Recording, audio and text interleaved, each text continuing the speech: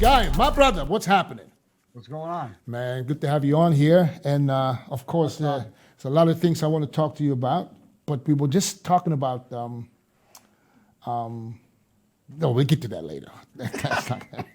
I want to talk about Guy Cisternino, Guy's career, because, you know, I know you for such a long time, and it seems, and you're not even that old, but it seems you've been around forever. It just seems like you've been around forever. I mean, as long as I can remember, Guy Cisternino was somewhere, you know? So looking at your long bodybuilding career that you had as an amateur and as a pro, how long did you compete as a pro? I turned pro in 08 and I retired in 21. So okay, so we're talking 13 years.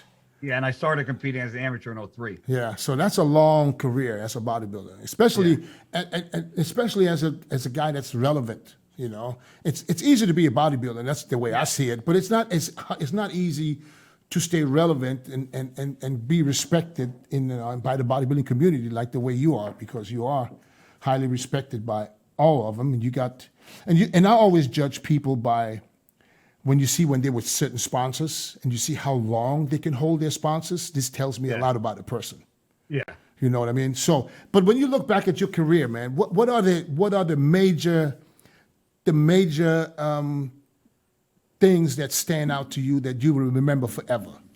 Honestly, it's everybody thinks that I would say like shows or Olympias or like first time wins or first time Olympias, but honestly, for me, I mean, all the relationships of all the guys that I became really close friends with, that I built relationships with, those are really the things that I hold in the highest regard to me, because especially guys like you and Branch and Dexter, Dennis Wolf, Flex Lewis, Rhoden, all these guys I was reading in magazines about when I was coming up. And then as I got older and turned pro, these guys that I would, talk about to my friends in magazines, I'm now texting back and forth and talking to on the phone. So those relationships that I built during my time as a competitor and that I still have today, like that's what means the most to me as a bodybuilder. Mm.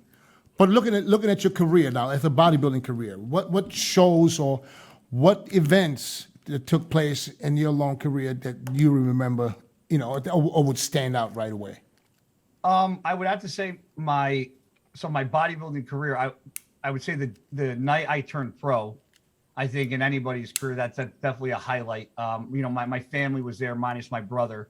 They all flew. It was in Atlanta, Georgia. So that was a big moment for me, because that kind of, that was a big stepping stone for me, because that was kind of a thing that people really didn't think that was possible for me to accomplish, was turning pro. And then obviously, my second year competing as a pro, I took second at the show that year, and then I ended up winning the last 202 show in Dallas that year in 2011. That qualified me for the Olympia that year. That was my first Olympia, and that Olympia I really don't look at as like one of my biggest moments, because I think when you do the Olympia for the first time, you're so overwhelmed with emotions. You kind of really, things happen so fast, you really don't have the chance to grasp what's going on. But I would have to really say on top of that are my two back-to-back New York Pro title wins. They were really, they meant a lot to me, those 2015 and 16. And you have quite a few bodybuilding wins. I mean, IFBB Pro wins. People don't realize how many wins. How many wins total do you have? 7. 7 total. Think about that. Yeah. Who can say, and people don't understand. People who can say they have 7 IFBB Pro wins. I can't. Not a lot. I can't. I can't. I'm not even close. You know what I mean? So therefore, I mean, and it's also what I see from the outside is always the camaraderie that you have with people. Yeah. You're this East Coast guy. And, you can tell your personality, your personality, and the way you act with people. When you like someone, and it shows that you would take your shirt off for somebody that you like, and if I don't like you, I'm the same exact way. It's this exact same thing. If you don't like him, everybody would know, and the person definitely would know that you don't like 100%. Him. So the camaraderie with Shawn Rhoden, that I want to talk to you about. See, people I didn't even know that you guys were so close. I didn't know until I heard it from you that you were the godfather of his little daughter, and you know, and then come to think about it, like, wow, so these guys go back, you know, quite some Dude, time. I met Shawn in 2010 at my second pro show at Dallas Europa, because I did the Hartford Europa in Connecticut 2 weeks prior. I took sixth, and then I went to Dallas and I took fifth, and I took fifth. No, I took fifth or fourth, and Shawn took sixth. And we were tanning backstage. I'm not backstage, but our tanning appointments were the same exact time, and we just started talking then, and we never stopped talking. After that, we just became friends from that day forward. Never lost contact. But what I'm trying to say is, the thing is, everybody knows Shawn Rhoden. Yeah. I know Shawn Rhoden, but we don't know the real Shawn Rhoden, because Shawn was always laid back. He wasn't outspoken. He wasn't really, you know, and you probably know a total different side that most people don't know. Yeah. You know? So Shawn what? didn't shut up. Shawn didn't shut up. Really? Yeah. He sent me shit on Instagram every fucking day. He would text me every day, FaceTime me every night. Always FaceTime me when he was around his daughter. Was always laughing, always joking. And I think as the years came out, and I think a lot of people can see, Shawn's personality really started to bloom the past 3 years. He really started coming out of his shell and being more open, and showing people a different side of him. Because I would say that to him too. I said, you know, you can't be so quiet all the time. Yeah. You know, because you're not quiet. You know, but people don't see that side of you. He would always post, like, you know, his inspirational quotes in a picture every day, because that was him. He kind of liked to do things behind the scenes. He was just always like that. He was very helpful. Was always willing to help anybody. When he went to Vegas before he even moved there, he was one of the first guys at Flex's gym helping him put together equipment, because he was very handy. He was a carpenter at a young age, so he was very handy. He did cabinets. He made cabinets. He installed cabinets. Like, he was very, very handy. So yeah, Shawn was a special kind of dude, and not a lot of people, you know, knew Shawn for who he was. They just kind of knew him on the surface of a bodybuilder. But yeah, I knew Shawn very, very, you know, and I knew Shawn so well that, you know, they asked me to speak at his funeral. So. Yeah, because I was just going to get to that, because I saw the video, and I don't even know how. I was on YouTube watching some other stuff. All of a sudden, I saw this video of Shawn's funeral, and I saw how the emotional speech, and you know, and that was crazy, man. That was crazy, and I gotta give it to you, man. You kept it together somewhat.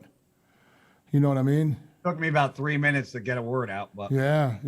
But it's hard. You know, and I realized, not only on you, but also on other guys like Chris and Sergio and Stan, because Stan was probably the one that was the closest with him at that point, because they lived together, right? Yeah, Stan knew him for about, I think, 5 years. Yeah.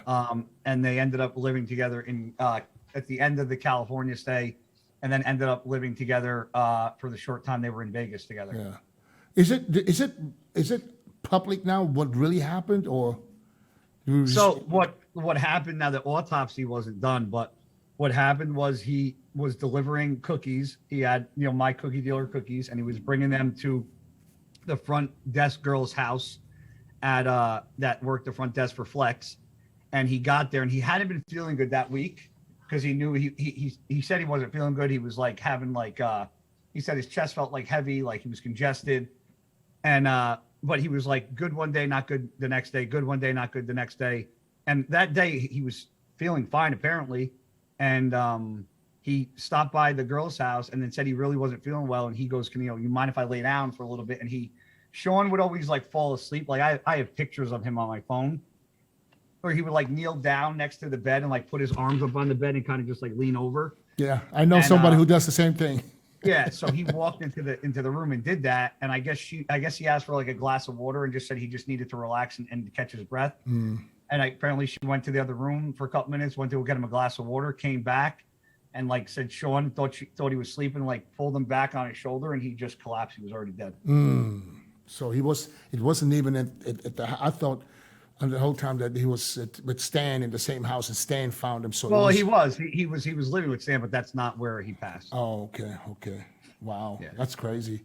Yeah, that's crazy. And it got to you, especially with all the stupid comments afterwards. The what? You know, the stupid comments and the allegations and the and the stuff that was going around, which I don't want to bring up too much, anyways. I mean, listen, if you're a God-fearing person, I mean, it says it in the Bible, like, you know, thou shalt not speak ill of the dead. Like, I just don't know, you know, and not only that, like, you know, nobody would call the Joker to give Batman's eulogy. So I don't understand why people, regardless of their personal relationship with Shawn and whether they liked him or not, like, there's a time and a place to speak. And when you have a 6-year-old daughter who's now without a father, she doesn't need to see negative, made up comments by somebody who wasn't even liked by the person who passed away. It's just insane. Yeah. And the fact that, you know, and then it was, and then my upsetness at the situation then turned into a mockery with a post about being butthurt. So, Yeah. Do you think that was just because of you? that was directed 100% at me. Directed to you? Yeah. Yeah. Yep. And you know what? I was supposed to go to nationals. I mean, I guess God had a different plan because I tore my quad.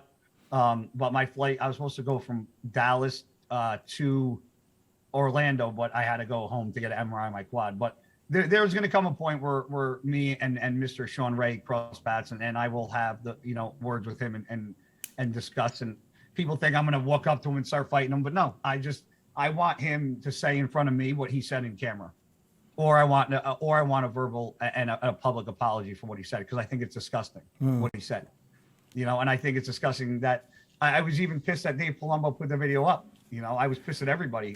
Yeah, but you know, Dave, come on. Yeah, listen, everybody likes clickbait, you know. I get Yeah, it. even though, because listen, I mean, listen, Dave does what Dave does. That's what he does. I mean, Yeah. you know, he knew exactly what was going to happen. He heard him say it. People always ask how I got here.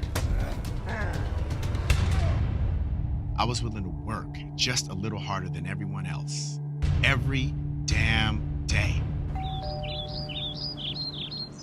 If I can have hundreds of hours back, you know I'm gonna grab them. Spending hours prepping chicken, rice, and vegetables, F that. I rely on perfect nutrition. I rely on trifecta. You know, he could have told him right there, "Hey, man, come on, now you're going too far." But no, he's inside. He was smiling. You could see And it. it stayed up for a while. And it stayed up because he wanted to monetize it. Yeah, well, you know, and it's just, you know, there's a time and a place to make money, and making money off somebody's death is crazy. And I was dealing with that. Then there was the whole GoFundMe fucking thing that exploded into fucking complete chaos. It was just one thing after another. I couldn't even mourn the death of my best friend until fucking almost a month after it happened, because there was so much nonsense going on around it that I was trying to fucking put fires out for. It was insane. So I thought I thought it was a good thing to do the GoFundMe, but I don't know, I was just about to go on there, and then it was taken down. Yeah, I think didn't you message me? Yeah, I sure did. I sure did. Yeah, so it was started in all good intentions. Chris Psycho Lewis started it, and he had approval from the godmother of Cora. And what happened is Shawn's brothers weren't happy with a GoFundMe for, even though it was for Cora, they weren't happy with the GoFundMe with the fact that per his brothers, they said, "I didn't even bury my brother yet. I don't want to have to see a GoFundMe." Yeah. Let me check. I don't even know if let me see. I might. Wait a minute. I did pay. Yeah, well, it was so. Yeah. What ended up happening was I contacted Chris and I'm like, "Hey, man, Shawn's brother said shut it down." Like, I don't know. And Why? But why would they shut it down? Because they said they didn't want to go fund me yet until his brother was buried. That was what, and that what. Now Chris could have said, "No, I'm keeping it up." Chris, I was doing what I was told or asked to do from Shawn's brothers. I was just being a messenger at this point. And I was trying to make the process as easy on everybody as I could. So then the GoFundMe, Chris was like, "Here's all the info. Take care of whatever you got to take care of." So then I ended up having to put my name down on the form, and I had to get put as the person in charge of the GoFundMe account. I withdrew half of the money and gave Michelle that check at the funeral, and then because people started complaining because I put a stop to the GoFundMe, like he asked, people started thinking it was a scam because my name was now on it and it was stopped at $12,000. So then GoFundMe contacted me and wanted all this fucking information that I had to provide. Then they wanted all Michelle's information. Then I had to reactivate it a couple weeks ago so Michelle could go on it and then take the rest of the money out and then close it down. Oh, okay. So there was no way to get a bigger donation together? So what I want to do once the new year comes is do a GoFundMe with Michelle for Cora and on behalf of Shawn, and that's what I'm going to do. But I wanted to wait until the dust was settled and everything was cleared before I did it.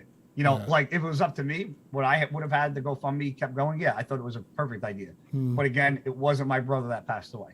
Yeah. I was just listening to the family. Yeah, I mean, yeah. You can only do, so much. Like it's if God forbid somebody in my family passed and I had a wish and somebody did something, I would hope they did what I asked them to do. Well, if well, God forbid something like this would happen. If this would happen, and my brother would tell people, no, I mean, come on, this is for the mother of the baby and the baby. It ain't got nothing to do with my brother. That's the way I see it. Yeah, I agree. But I understand you got to respect the family. All right, let's talk about you, man. Why did you retire? What was the real reason for you to retire? And I know I already talked to you about this, but I want the fans to hear it. I want the fans to know because you're not that old. No, I'm not. And it's a turning point in anybody's career when you stand on stage and guys that you've consistently beaten time and time again start to beat you. When Shawn Rhoden won the Olympia in 2020, that was the first time Shawn ever beat me, ever in his career. And God bless him, he fucking owned it and he won. But when I'm watching a kid who has never beat me now win the Olympia title, it kind of brings a little reality check to where my career is. And my last Olympia, I took test and growth. I didn't take anything else. I didn't run not even an anti-estrogen. I ran nothing besides that. And that's what I brought to the stage. And same thing with this year. The older I got, and there comes, I have certain genetic heart conditions that I have to be very, very aware about. And there's certain limits that I wouldn't push in bodybuilding because of that. And when I'm in the gym training and I switched my training method the past 3 years, and John Meadows been helping me, and it actually salvaged, my joints, and I was able to train certain ways and still train the way I like to train, but, with certain movements. When I'm training the way I've always been and handling still heavy weight and my body's not growing, I've had now 2 shoulder surgeries on my right shoulder, 1 on my left. I've had knee surgery. I've had 2 epidurals in my back. I've had stem cells in my elbows and my shoulders and my lower back and my knees. After a while, it's like your body just is like, you're like, enough's enough. Like it's, and when I would look in the mirror, not that I look bad, but you don't see what you used to see. Yeah. I didn't see what I used to see. And I'm not a delusional human being. Right. I know that I didn't look the way I used to look. I knew that my shoulder surgeries, I can't open my back up, my internal and external rotation, especially my left shoulder is shot. So I told myself I needed to take a break and kind of calm down and, not having to worry about eating every, 2 hours, 3 hours and doing all this is a blessing. But, I still do cardio twice a day. I'm still training and I'm taking a TRT dose and that's all I'm doing. And, am I done? Yeah. If there comes a point where maybe me taking a back seat and relaxing a little bit and not being so worried about this and that, and my body maybe comes back to life a little bit because I give it a break and things look different. There was talks with me and a couple people about, that run Athleticon about possibly doing Athleticon this year. If I get next year, this year, 2022. You're talking about when in April? Is it April or October? I think it's April. I'm not sure. Well, it was supposed to be April this year. Yeah, I think they moved it October 2022. Okay. So if I get asked to do that, That's a show I might, come out of retirement to do. So, okay, so you retired like a couple of months ago, and you're going to unretire within a year. So I told them, I said, if you want me to come out of retirement, you have to ask. I have to get an invite to do that show. I'm not going to come out of retirement to compete. I will come out of retirement if I'm asked to do a show. Okay, got you. There's a difference. Yeah. I'm not going to come out of retirement because I'm like, yeah, I got something left to prove. I'm not doing that. Yeah. But if they say we're doing this big show, we would really like you to do it. We're going to invite you to do the show. I'll take that invitation. Yeah. Well, listen, I think you're not really retired until you're not being on stage for at least 5 years. Because you got a 5-year grace period where people are like, yeah, I'm not 100% sure. You know, came back and did the Masters Olympia. But that was, well, I'm going to explain that to you. And I don't know if you remember how this really happened.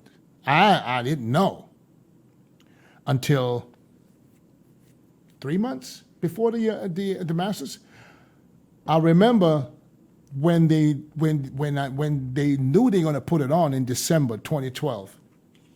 Robin Chang called me and said, "Hey, would you?"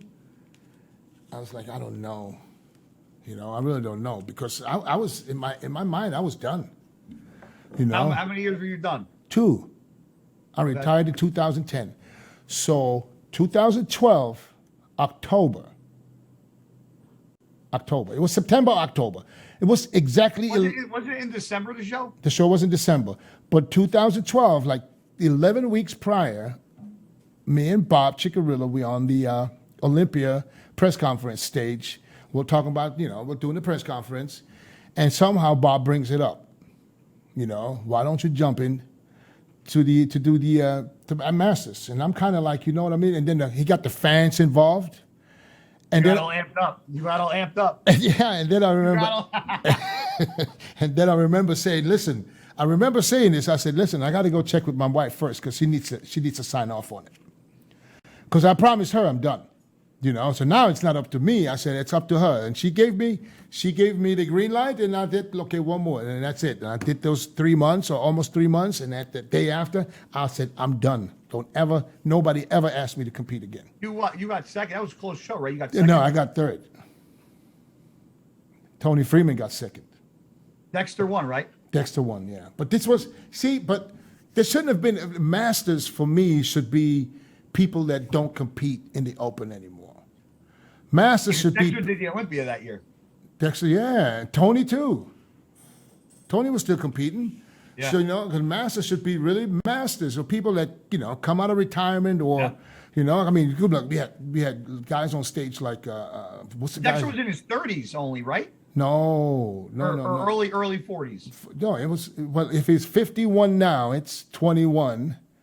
So he was 40 years old. Yeah, he was just 40, yeah. Yeah, 40 years old. That's why. Late 30s, early 40s. Yeah. So, anyways, yeah, but if and that's where I realized, because I looked at myself at the Masters, and it was only 2 years where you basically, you're done with competitive bodybuilding. You still train, you still eat, you still do everything pretty much the same, but the mindset is different. Yep. And when I compared my pictures, I was about the same weight at the Masters than I was back in 2003. Really? Same weight. But when I compared the pictures, it's like, oh man, what were you thinking? This is a little smaller. This doesn't look as round. It looked like I was 20 pounds heavier in 2003 compared to the one in 2012 with the same weight. And that tells me, listen, you ain't got nothing. There's nothing you can do right now to bring that body back and the fans don't understand that. Yeah. Fans don't understand that everybody's biological clock doesn't work the same. Yeah. Their bodies start changing at different ages, and mine just so happened to be in my late 30s. Yeah.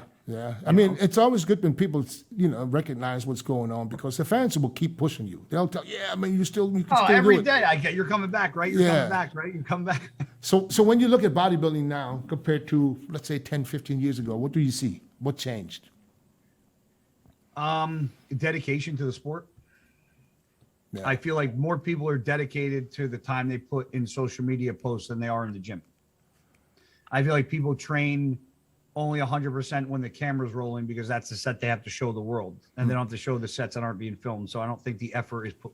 I'm not saying everybody, but I think that has changed the dynamic of bodybuilding as a whole.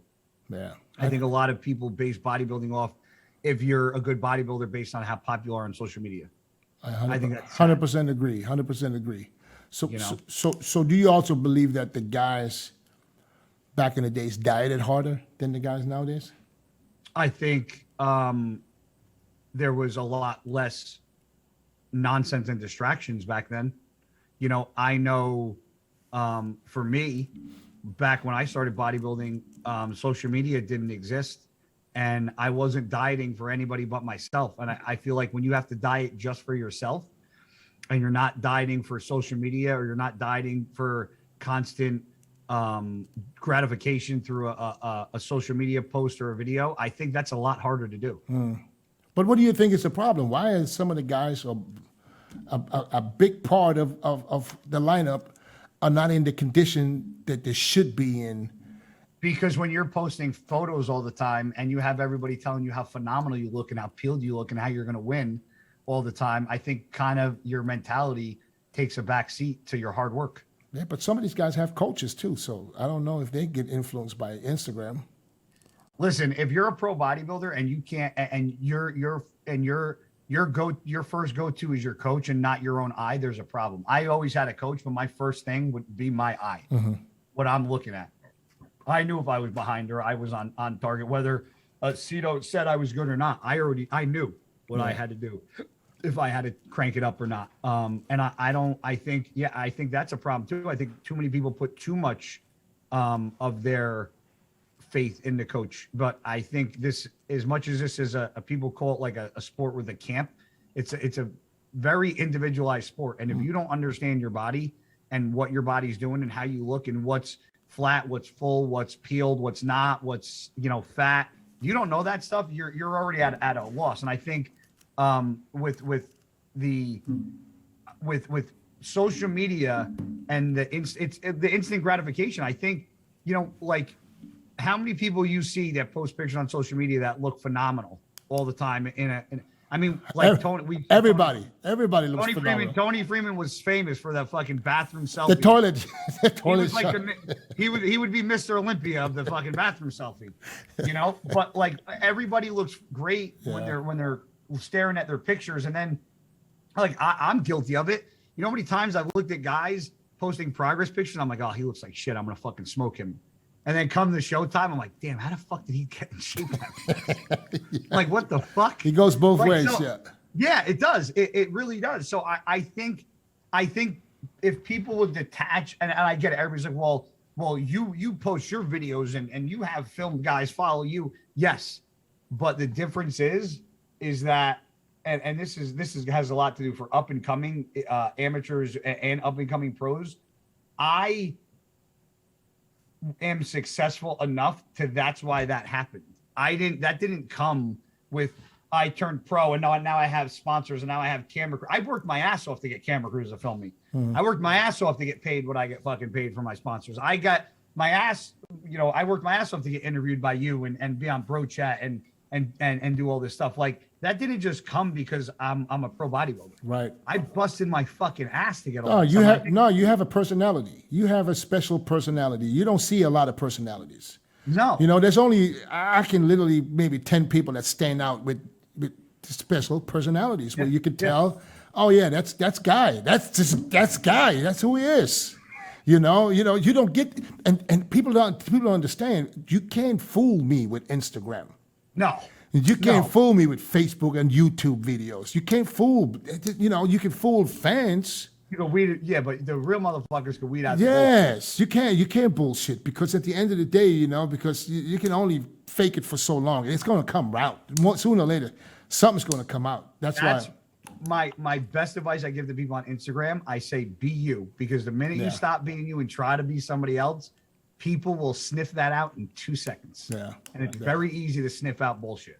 So how do you, but with this camera crews, how do It doesn't bother you sometimes to have people always in your face? I mean, like that video, like that people give me shit about still. I still fucking 6,000 comments and still going 9 months later. That What fucking video? hack Oh. spot, where I screamed at the kids on the hack Oh, spot. yeah. What happened there, man? What?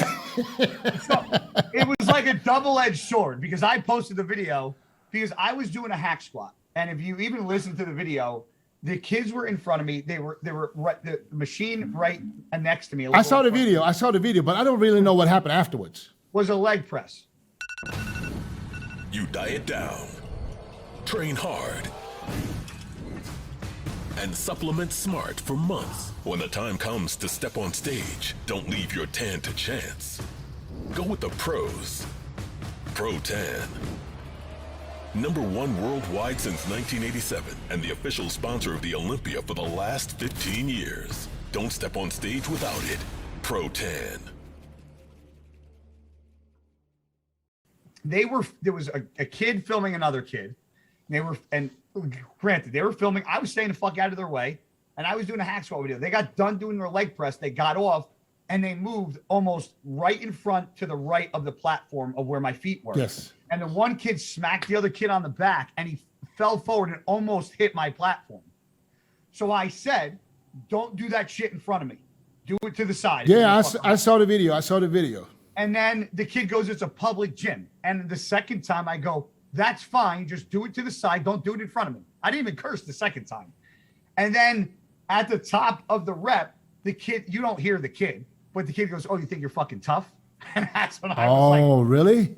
yeah, that's when I go, "Dude, don't even start, because I'll just take this right outside." Like, meaning like, I'm not going to go back and forth. I'll walk out into the parking lot. We can handle it like men and walk back inside, because I'm too old to be saying I'm going to whoop your ass. Like, we'll just go in the parking lot. And he said something else, and I just fucking threw the weight up and racked it and jumped off. And people see, by the time I got off the hack squat, they backed up like 6-7 feet. So it looks like they weren't even close to the fucking the hack squat machine. And then everybody was like, "You're a juice head. You're a maniac." There was no need for that. But then the kid actually came on a live feed, and I posted it, and he actually apologized and said he was wrong. See, because we couldn't hear that he said something like, "Oh, you think you're tough." You don't hear that. He goes, you "Oh, don't think hear you're that. fucking tough." Wow. And I was like, "Yeah, that's not gonna." Well, that makes sense. But I said, like, here goes Guy. You can get him. You could get him both ways. You can get the good one. You can get the crazy one. Which one you want? Just make a. I just, you know, it is. I'm in the gym. Like, listen. Do I think some people film in the gym like ridiculously and they have no reason to filming? Yes. There's people I see set up tripods and I'm like, "Who are you filming for?" But I stay out of their fucking way. If you're filming and I'm staying out of your way, just stay out of my camera crew's way. If I'm staying out of yours, that's it. I respect your space, respect mine. Right. I don't think it's a hard thing and everybody's like, "Well, you had your camera crew," and I'm like, "Yes, I was there filming for Gasp and Better Bodies, who just so flew me in, who just so the owner also owns the fucking gym." Oh, that was at the gym in Dallas. That was Destination Dallas. I was flown in to film, so I'm like, whether you guys like it or not, I have precedence to anybody in this gym right now. Right. Because of what's going on. And people are like, "Oh, that's bullshit. It's a public gym." I go, "Yes." But when the owner flies somebody in to film for the gym and for the clothing company in which he owns, he can do whatever the fuck he wants. Right. Whether you like that's whether you like it or not, that's just how it goes. So how's your leg, man? It's fine. I mean, I can pretty much do everything besides train legs. So what did the MRI say though? I have a partial tear in my sartorius, and then I have a partial lateral tear in my quad tendon. So no surgery needed? No, as long as I don't see the thing the doctor said, he goes, "I'm not worried about the sartorius." He's like, because you can see I tore it in the belly of the muscle, and he was like, "That'll heal itself." He's like, that'll be completely, that won't even be like deformed.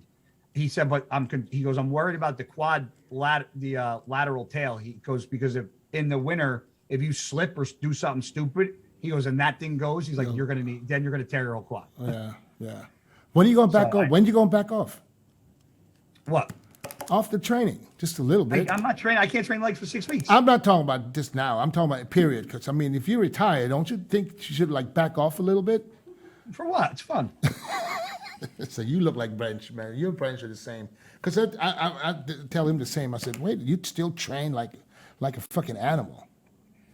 My theory is this: if I can, and everybody, well, you just hurt yourself. I hurt myself doing extensions. Which Yeah. I don't even really do that often, and I've done extensions a million times. It was like the perfect storm. I was in Texas. I didn't have a lot of food because you're not eating as many meals as you should. I'm not drinking as much fluid as I should. I'm not sleeping a lot. We're traveling all over the place. I'm in a leg extension that I never fucking use, and it's just so it's sore. But I didn't become a bodybuilder because I wanted to look good. I loved working out, and I was like, oh, bodybuilding is like an end goal. So whether bodybuilding was there or not, I would still be training. I always enjoyed walking into the gym, and it was always a competition with myself. Right. And how much weight can I do for how many reps? And that was always what I loved. And yeah, maybe I'm retired from bodybuilding, but I'm not retired from doing what I love. Right. I love going to the gym every day and training. I love it. It's like some people like to drink, some people like to smoke weed, some people like to, drive fast cars. I like to go to the gym. Yeah. I do the treadmill every morning, and now I have an excuse to do more cardio. So I do the treadmill in the morning, and then I work out, and then I do the recumbent bike for my leg at night. Yeah. I just enjoy the work. I like working out. I enjoy it. I feel you. I mean, I was the same because you just literally just retired. I mean, let's see where we at in 10 years. Because 10 years I won't be doing all the heavy weights. Because I felt the same. I was like, I'm retired, but I still love to train. I still lifted weights, still lifted heavy, like, stupid. Because at the end of the day, the only thing that can happen, not getting better. Yeah. The only thing that can happen, you're going to hurt yourself. Yeah.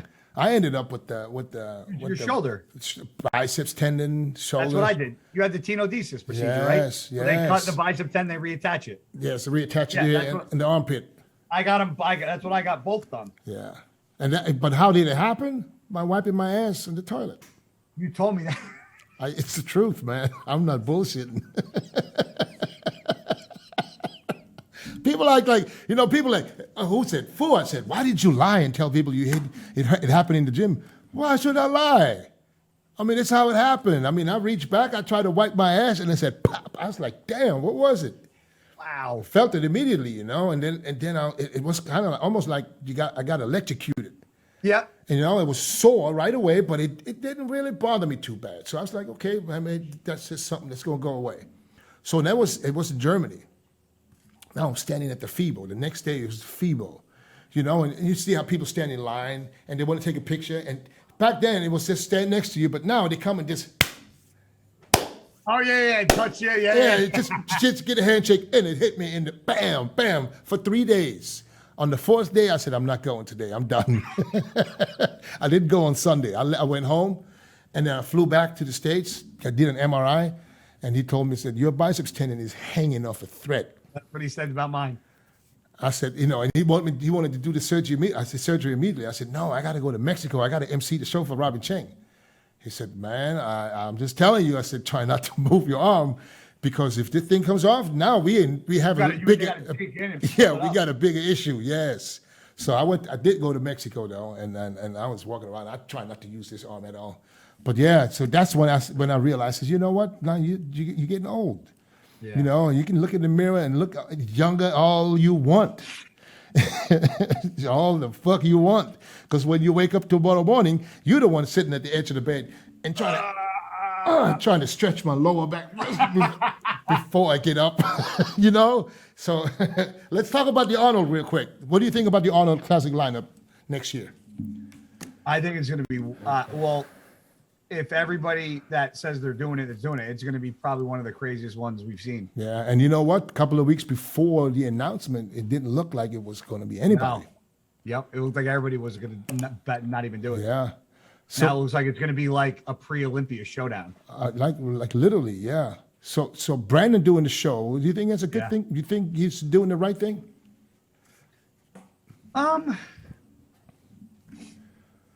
Honestly, yeah. I think he wants a little redemption. Yeah. And I had this conversation with a couple of judges, and some people disagree. And me and Ramy are tight friends. Brandon looked really good Friday.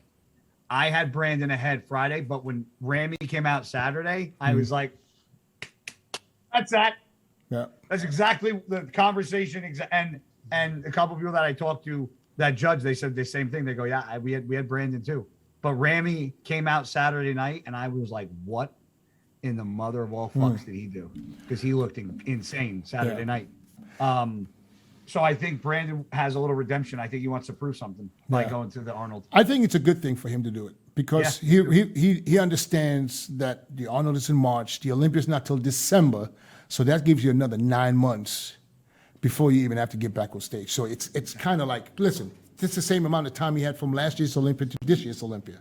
Yep. You know, so, and I think it's absolutely redemption, and to let the world know, listen, Hey, I'm coming. I'm coming. Yeah. I'm coming for this title this year. Yeah. And, you know, and I think you listen, and I think Dennis, I think it's good for the sport.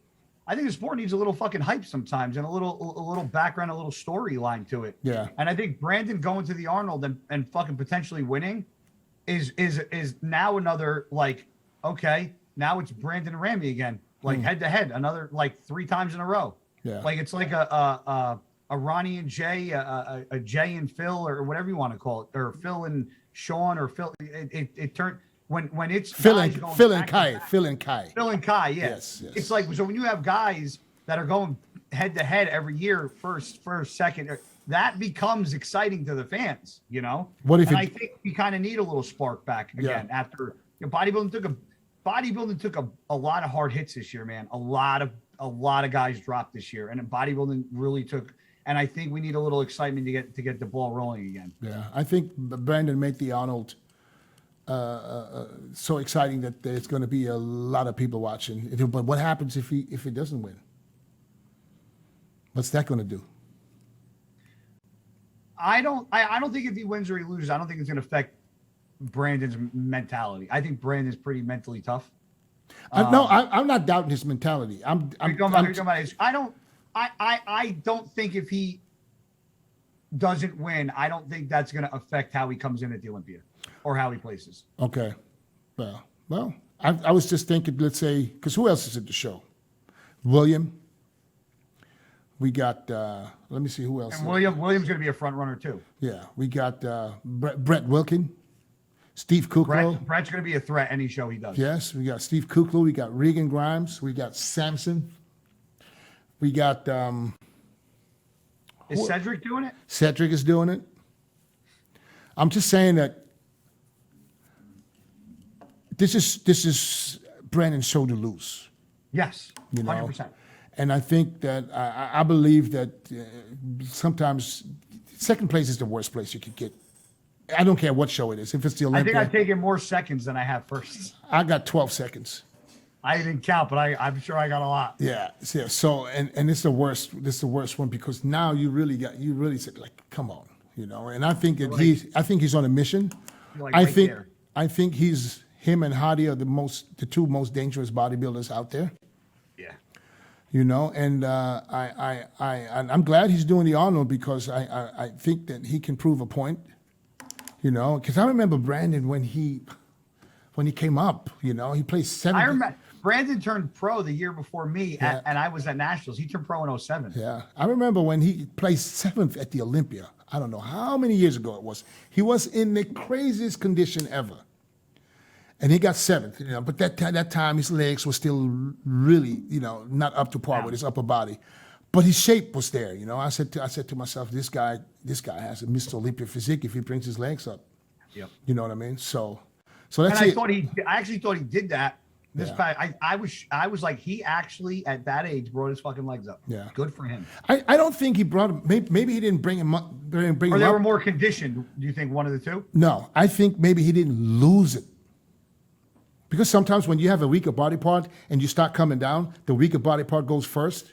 You just think he maintained it? I think he was able to maintain more of the quads this time. Okay, yeah, I'll agree. Either way, they look bigger on stage. Oh yeah, way bigger. Condition, I think he was better conditioned in 2020 because he was peeled in 2020. Yeah. I thought Friday, because I thought Ramy was off on Friday night. Absolutely, no doubt. He was just off to me. No doubt. It's not only to you, he was off to everybody. But Saturday he walked on. I was like, Yeah. yeah, he just closed the door. Yeah. If there was a door, Yeah. you know. Yeah. But, He dropped about, I'll say, 6 pounds from Friday to Saturday.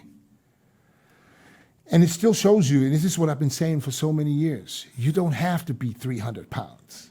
No. You know? Because people don't know how much he weighed. People still believe, oh, he was 300 pounds because he weighed in at 303 with the suit on 3 days or 2 days before the Olympia. People don't realize how much you drop. Yes, people don't understand. He was 285 on Friday People don't. The funny and part is 279 on Saturday. how much? 285 on Friday, 279 on Saturday. He was less than he was the year before. Wow. And that was simply because he didn't train. He trained, of course, for the Olympia, but he didn't train after the Olympia 2020 for 6 months. So he missed it. So his body wasn't where it was the year before. So he had to make up so much ground. He didn't even get to the weight where he could have been. So, and that was, due to personal issues that he had, understandable, And now he knows, and that's why he's been training ever since he left He looks Orlando. incredible still. Yeah, ever since he left Orlando, he's been training because he said that's never going to happen again. Yeah, he looks crazy still. So that was, being so close, knowing even though he was leading by 1 point after Friday, Yeah. but being so close, told him, I said, listen, you can't do that shit. No. There's no way, because these guys, Brandon, Hardy, these guys, listen, they'll eat you up if you come in. 100% off, they'll get you. Yeah. So Yeah. that's a huge change. So yeah. So who do you got at the Arnold? We got Brandon in first, obviously. I would have Brandon. Yeah, I would go Brandon Bonac. Yep. And I really think Brett's could be easily top 3. Yeah. I think let me get the lineup real quick before I make a mistake here, because my 55-year-old brain can't remember a damn thing, even though I talked about it so many times. What about Cedric? What do you think about Cedric? Let Cedric be on. What happens? Cedric is dangerous. I think it's not the physical game with Cedric. I think the mental game is what makes his physical game off. I think Cedric is one of the most gifted bodybuilders I've ever seen in this industry. And I would love to see him just show up 100. I think he would shock the fucking world if he did. He was never able to do that at the Olympia, but he was always better at the Arnold. Yeah. Always. Justin Rodriguez is also a name that we didn't mention that I think can do some damage. He's doing it? Yeah, he's in it. He's going to be up there too. He's a freak, man. He's wide as a fucking house, and his back is huge. Yeah. And he comes in peeled.